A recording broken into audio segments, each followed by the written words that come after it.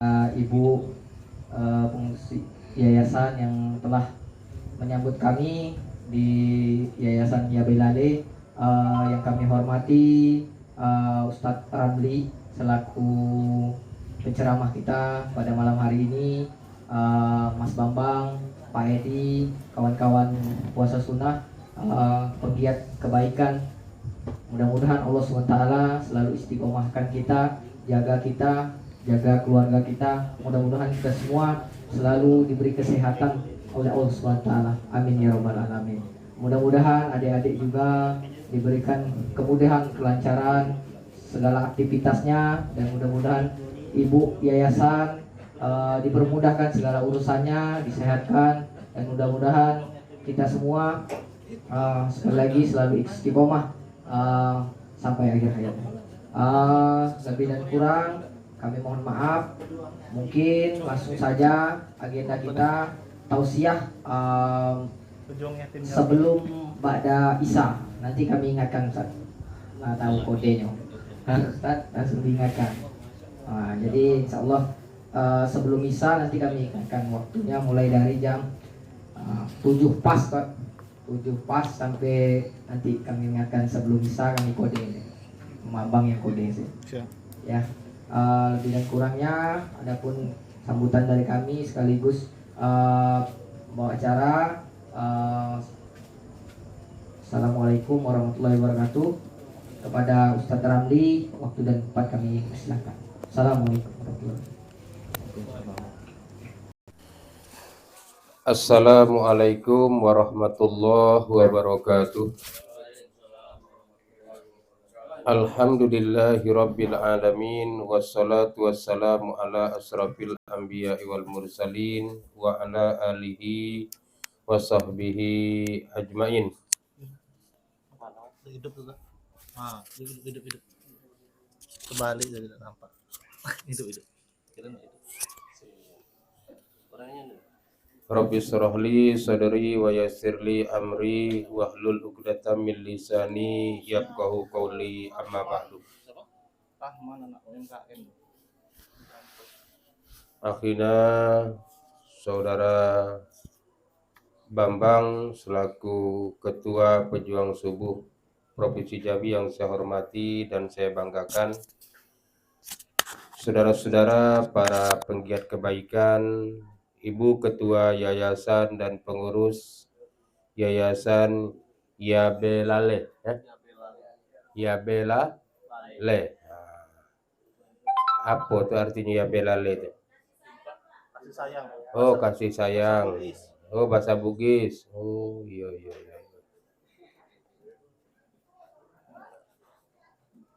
Hadirin serta anak-anakku sekalian yang saya hormati. Mari kita bersyukur kepada Allah dengan mengucapkan Alhamdulillahirabbil alamin. Mari kita bersalawat kepada Rasulullah dengan mengucapkan Allahumma shalli ala Sayyidina Muhammad wa ala ali Sayyidina Muhammad. Malam ini waktu Isya kita jam 19:22. Nah, sekarang jam 19:03. Saya bikin alarmnya di sini jam 19:20. Kalau HP saya udah mati, insya Allah berbunyilah alarmnya ya. Saya tadi ini membayangkan bahwa kita hadir di sini dengan jemaah masjid. Jadi otomatis tausiahnya tadi itu tentang orang tua. Di sini nampaknya banyak anak-anak. Sudahlah, kini kau karena dalam bahasa kita Jambi ini sangka dalam kebun apa tergak sebut. Nah, bahasa kerennya itu apa ketibo lah. Ya. Rasulullah Shallallahu Alaihi Wasallam bersabda, hadis ini dari Ibnu Umar, dari Abi Hurairah. Ya. Abi Hurairah itu artinya bapak kucing, ya.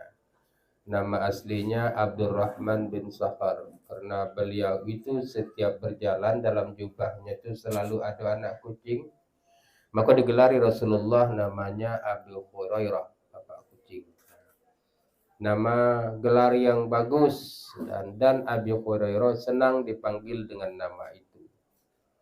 Yang tidak boleh adalah gelar yang menjelekkan seseorang, dan orang yang menerima gelar itu tidak senang dengan panggilan itu kepadanya. Biasanya di kampung-kampung itu muncul gelar-gelar. Kenapa muncul gelar? Karena banyaknya orang yang bernama sama. Di kampung itu nama Ibrahim kadang sampai 10 orang. Nah, ini kebiasaan yang kurang bagus kita ini, seringkali nama tidak mengikuti nama ayahnya. Ya, seharusnya misalnya Muhammad bin Idris, Ibrahim bin Yakub, umpama ada binnya. Walaupun mungkin namanya sama, nama orang tuanya insya Allah beda. Tapi karena namanya tidak mengikuti nama orang tua, nah karena nama Ibrahim itu sampai 10, maka kadang-kadang muncullah gelar-gelar. Jadi kalau kita pergi ke kampung, kalau tanya, Pak, saya mau tanya di sini rumah Ibrahim mana? Lalu dia bilang, Ibrahim mana, Pak? Nah, maksud Bapak ya Ibrahim kami ke macam-macam, tidak? Nah, karena dia tuh jalannya agak dada lurus, kami panggil Ibrahim Tengkot, ada. Ya.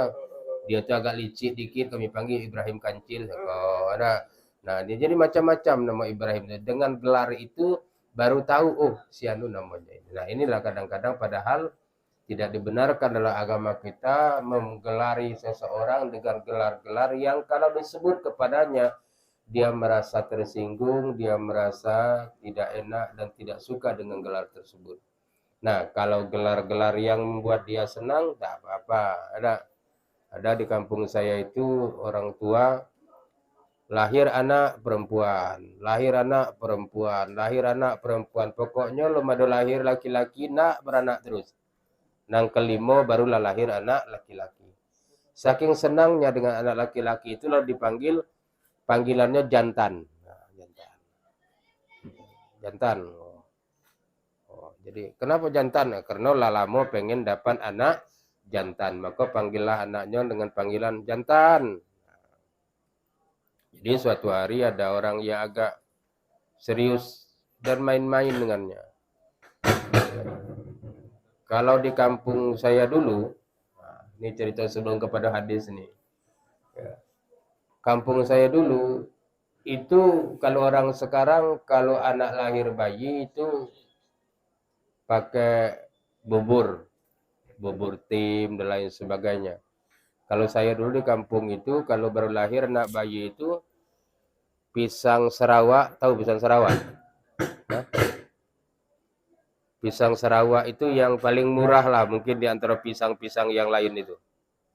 Dibakar, kemudian dimasukkan ke dalam batok, dicampur dengan nasi, lalu diulek sampai hancur. Dan itulah makanan bayi itu. Ya. Itulah makanan. Saya ini dari kecil dulu itulah makanannya, ya. Makanan bayinya. Sehingga suatu hari ada yang bilang, nah saya tuh desa saya itu namanya Dusun Teluk. Pasarnya ke desa Selat. Loh. Sudah? Dusun saya itu namanya desa Teluk, pasar minggunya tuh ke desa Selat. Lalu ada orang tua namanya Dahlan, lalu bilang, "Wah Dahlan, tolong belikan pisang jantan untuk anak saya." Nah, itulah bahasanya. Ayolah, dikasihlah duit 500 rupiah. Waktu itu harga pisang itu lebih kurang 150 rupiah per sisir itu. 200 rupiah per sisir tahun-tahun 87, 88. Nah, sampai balik dibelinya lah sebenarnya pisang Sarawak, tetapi disimpannya. Macam mana, Pak, Dalan mana pisang untuk anak saya tadi? Lah keliling ke di Selat mencari pisang jantan dati. Maksud saya tuh pisang Sarawak. Wah, kalau pisang Sarawak banyak nih lah di Selat. Cuman aku tanya orang tua, ada pisang jantan? Ada. Jadi ada wak beli dah lah. Ayo, pisang Sarawak, wah, ada lah akhirnya. Itu dah kena saking sayangnya dengan anak. Anak perempuan kadang tuh panggilannya gadis, sudah.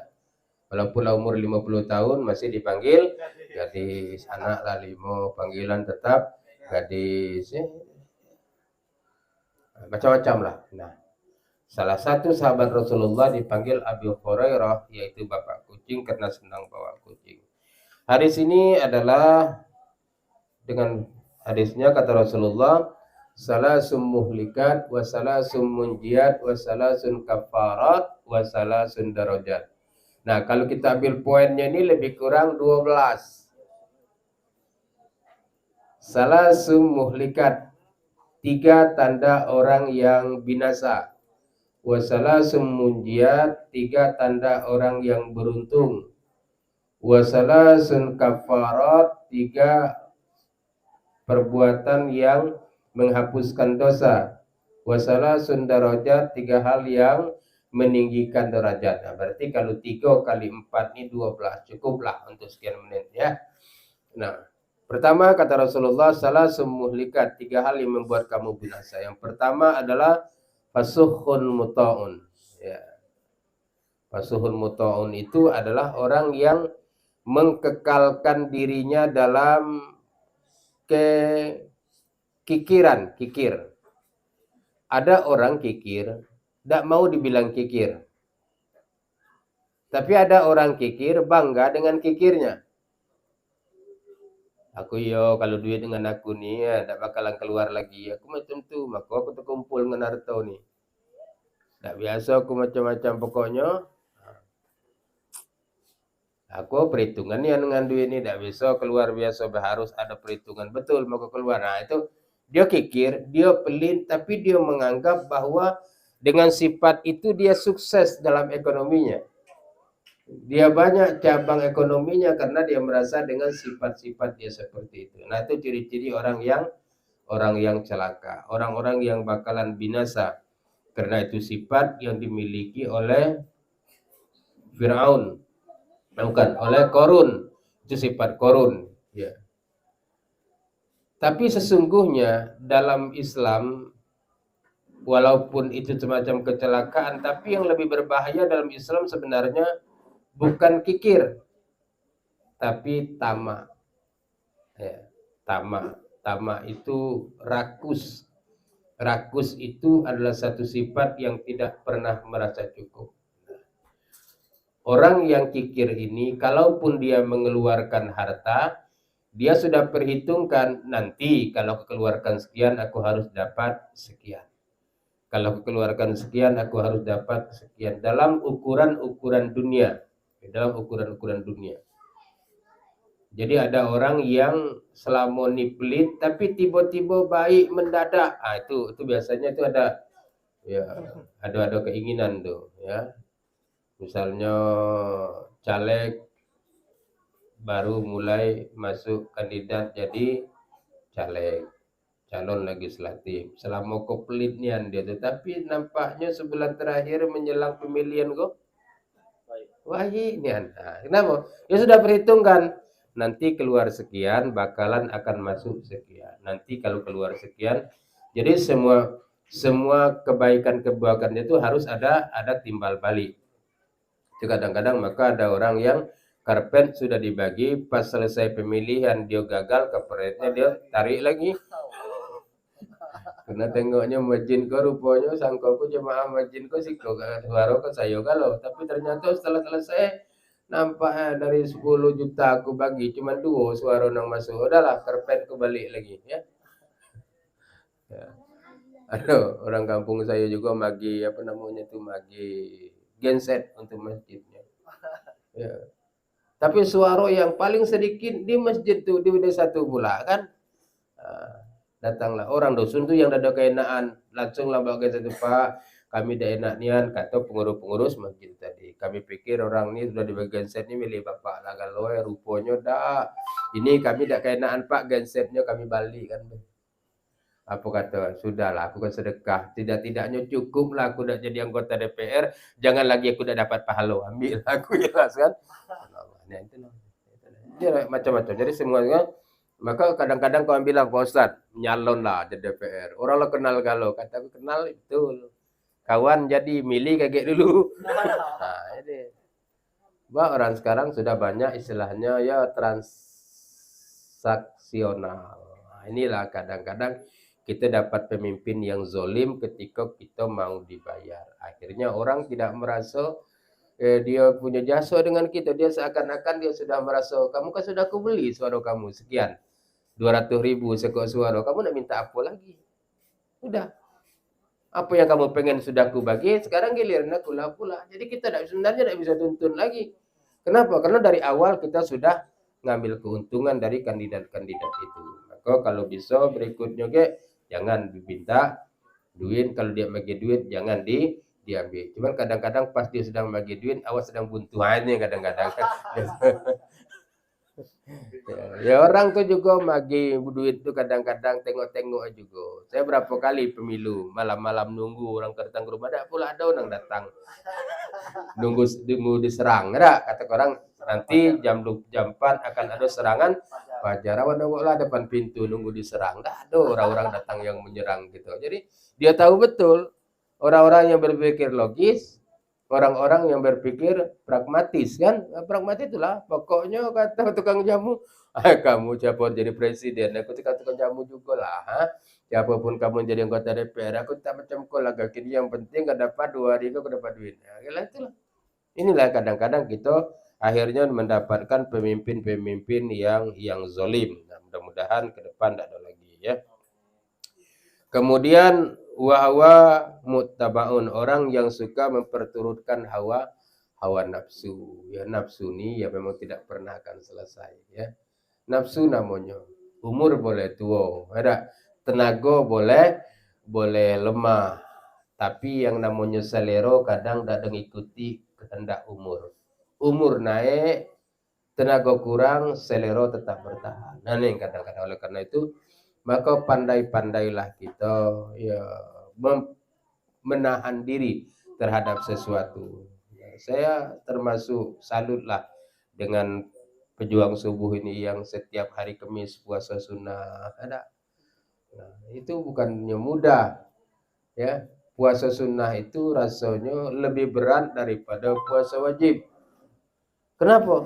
Karena kita puasa di tengah-tengah orang makan. Kalau bulan puasa Ramadan tuh kita memang galau-galau tidak ada makan.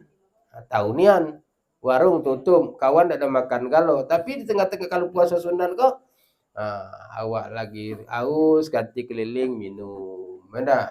Minum es doger lah, minum inilah. Kalau tidak, dan kita merasa tidak ada beban kalaupun batal karena ini bukan sesuatu yang wajib. Tapi kita tetap mengendalikan itu. Saya rasa kalau tidak kuat-kuat iman ya bisa jebol. Nah, alhamdulillah. Ya, jadi saya termasuk orang yang salut lah dengan pejuang-pejuang subuh ini, tidak hanya subuh tetapi juga sanggup yang bahkan ngadakan acara buka bersama dalam dalam puasa sunnah, kadang-kadang Kamis, mungkin juga ada hari Senin ya. Kenapa? Karena untuk kita mengamalkan hal-hal yang sunnah. Dengan mengamalkan hal-hal yang sunnah, dia akan membentuk karakter diri seseorang. Ya, jadi amalan-amalan yang menghantarkan orang menjadi waliullah itu sebenarnya lebih dominannya kepada amalan-amalan sunnah. Ya, dia mampu menahan diri terhadap marahnya walaupun dia punya hak untuk marah. Ya, misalnya tuan rumah punya pembantu tukang cuci rumahnya, ya, asisten rumah tangga, tiba-tiba asisten rumah tangga tadi mecahkan gelas-gelas yang sangat disayangi oleh tuannya. Dia berhak untuk marah dan dia boleh marah. Bahkan kalau marah, yang dimarahi pun tidak mungkin dapat melawan. Dia lebih baik dikenai marah daripada kena pecat jadi kerja daripada kerja itu. Sudahlah, nak marah-marah, nak kata-katailah. Yang penting jangan pecat aku nih. Nah, dihina-hinalah, tapi sang tuan itu tetap mengendalikan dirinya. Sudahlah, pecah, akan bisa dibeli pula. Lain kali hati-hati, selesai urusannya. Nah, ini persoalannya seperti itu kan. Ada seorang ulama yang sampai digelari Ibnu Hatim tuh sampai digelari ulama tuli, padahal dia tidak tuli. Ya, suatu ketika ada seorang perempuan datang mau mengadukan masalahnya, baru duduk tiba-tiba tak tahan nak kentun. Nah, kalau ditahan antara tahan dengan dak, akhirnya keluar. Nah, keluarnya dikit, tapi apanya suaranya panjang. Put. Nah, merah padam muka orang perempuan itu. Tapi ulama itu tahu pasti dia ni malu. Lalu dia bilang, kau bertanya apa tadi? Ini Pak, apa? Hah? Apa? Hah? Apa? Hah? Apa dalam hati perempuan? Alhamdulillah. Berartinya udah ada kedengaran suara kentut saya tadi. Nah, alarmnya bunyi. Ya ini dia. Sekarang jam 19:20. Isa kita jam 19:22. Ayo. Sekok hadis lagi ya. Ya. Kemudian yang tiga adalah wa'ijabul mar'i binafsi. Orang yang suka takjub terhadap dirinya sendiri. Ya. Ay, rasanya. Di antara kawan yang paling rajin tahajud aku lah. Nah, jadi membanggakan. Dia tidak terungkap, tapi dia merasa dalam batin dia, be. Ay, rasanya heran aku bisa, ya. Aku bisa menamatkan Quran dalam jangka waktu 3 hari, ya. Takjub kan. Nah, sifat itu kalau terus dibiarkan dia akan melahirkan sifat pamer.